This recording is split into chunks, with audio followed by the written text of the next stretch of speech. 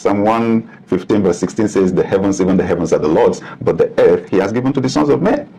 So Adam had food to eat already. Yes. So it wasn't that he needed to work to make money to buy food or whatever. He had an ideal environment to live in. It was just the fact that God did the basic work of creation and left the rest. There is a lot God could have done that he did not do. A lot. Why should he create only one human being? He could have molded 10 billion and breathed into their nostrils at the same time. Everybody would have come alive. No father, no mother, no. In his wisdom, he created just about the basic form of everything and left the rest to us.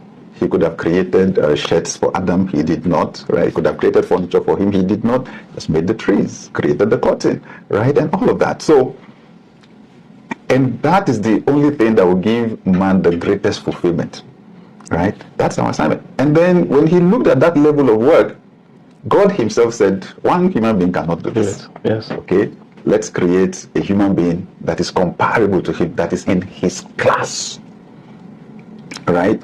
So, and the two of them had everything together. They had all the food, they had whatever. So, it wasn't one person providing for the other. That was not the design from the beginning, but work, yes.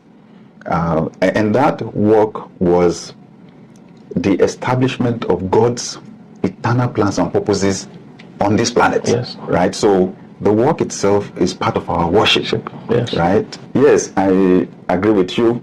Right now, the men are saying that they are tired of billings. Now that want to tie their primary purpose in a relationship to bring the money, right? So within the context of marriage, the man is referred to in the Bible as the head. Now there's a whole lot that goes on in the head, right? The processing, decision making, the eyes are in the head, the mouth is in the head. Where the head goes, that's where the rest of the body goes. So I think that's the point. That once God created another human being in his class, then the two of God introduced teamwork. He introduced the power of synergy, like Ecclesiastes 4:9 confirms 2 are better than 1. And then the most valuable asset that God created was a human. It amazes me that when it came to the creation of the human being, God only did the basic work and still left the rest to show us how powerful he created us to be. So together we can actually create other human beings, bring into existence human beings that never existed before. That is phenomenal in my view, right? With that, man had to learn to be a team player, and he had to learn to lead a team. And now he's referred to as the head. Now that's leadership, in my view. And then you bring other little human beings into the equation. I think that is the main job. Expressing God's creativity, turning this earth into what God wanted it to be, working with other human beings, guiding other human beings in the process of doing it. When you look at our assignment like that from the perspective of leadership, I think it makes more sense. Yes, and I've seen the damage just one wrong teaching or perspective can have, because like we were saying throughout Scripture, what I kept seeing God referring to men as, especially in a home setting, as leader, which is a way higher, with greater responsibility than just providing. Because when you are a provider, then you feel no pressure to be morally upright. You feel like as long as I'm bringing the salary, I can have 3 wives, I can have 3 side chicks, there's not much expectation on me morally. A pastor is meant to live right. I'm a provider, that's my job. So a man is glad to miss church, but he can't miss work because he's owning his role as provider. He doesn't see the need to develop himself in other aspects because they've told him he's a provider. Culturally and scripturally, they've told him that. So he's running at just that, he's owning that aspect of it. But the real thing that he needs to be, like I said, throughout Scripture, I'll see Paul say things like, don't I have a right to lead about a sister? I'll see things in Scripture, like even the Proverbs 31 woman, the model that they give us there. After they described that woman, you see that her need was not material provision, because she was in about 3 or 4 or 5, 6 businesses, real estate, agriculture, import, export. So her main need wasn't material provision. When they were going to introduce her husband, they said he's known in parliament. He's known amongst the leaders. So in other words, he's a leader. We see in the story of Abigail and David, Abigail was married to a provider, but she fell in love with a leader. Wow. Because the number one thing women actually admire is leadership, not providership.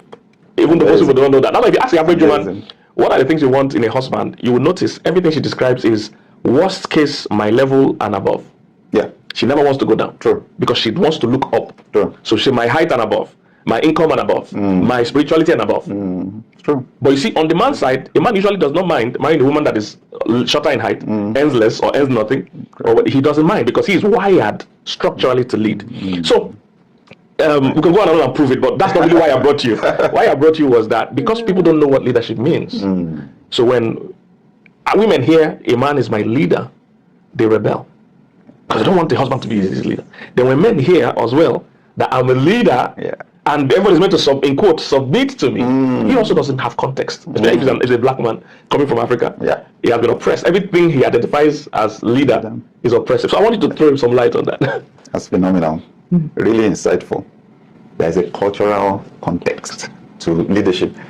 When I discuss about leadership in the developing part of the world, specifically in Africa, I say, well, there was this research that was carried out by some people, led by someone, a professor called Ofsted.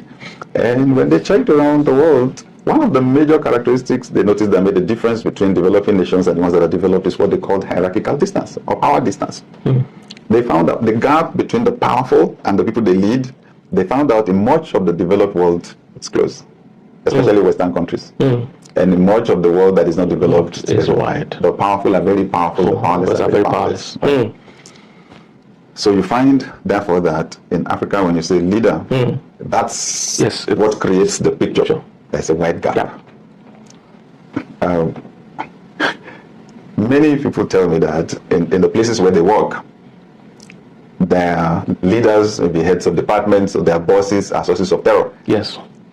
If I grew up with that mindset, these days I ask myself, where did I get the idea from? When I was a child and I was picturing when I would have my own family, the picture I had in my mind was when I would arrive from work in my car, that I would rev the engine of the car so that everybody would know I had arrived. And my expectation was that my children should die for cover. Yes, because where did I get that picture from? Right. And it was just that thing that the man of the house had to be Lord and Master and needed to be feared. Yes. Right? So right now, that's the structure, that's the leadership structure that we have. People don't realize it, but you need to look closely, and then you will see it in all of our institutions. The family, the organization, community, even the church, government.